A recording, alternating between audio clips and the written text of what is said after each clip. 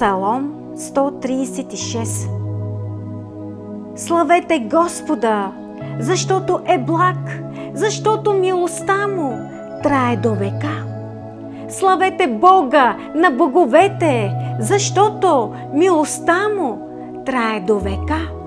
Славете Господа на господарите, защото милостта му трае до века.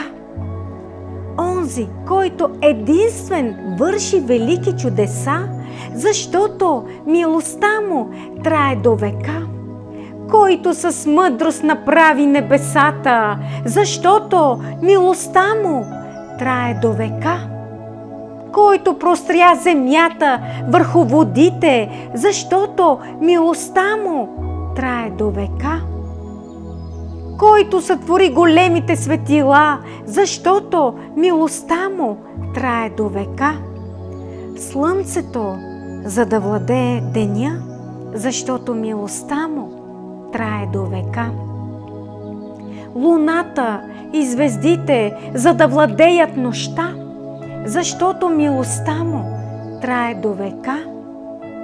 Който порази египтяните в първородните им, защото милостта му трае до века. Изведе Израил сред тях, защото милостта му трае до века. С мощната си ръка издигна мишцата си, защото милостта му трае до века.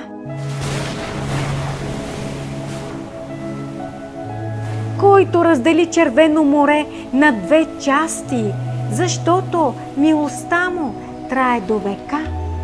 И преведе Израил през него, защото милостта му трае до века. Който повали фараона и войската му в Червено море, защото милостта му трае до века.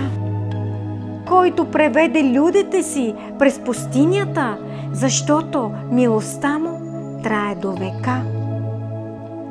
Който порази велики царе, защото милостта му трае до века.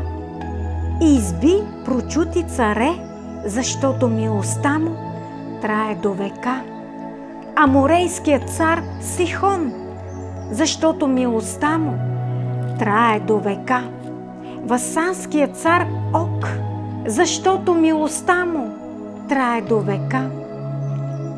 И даде земята в наследство, защото милостта му трае до века.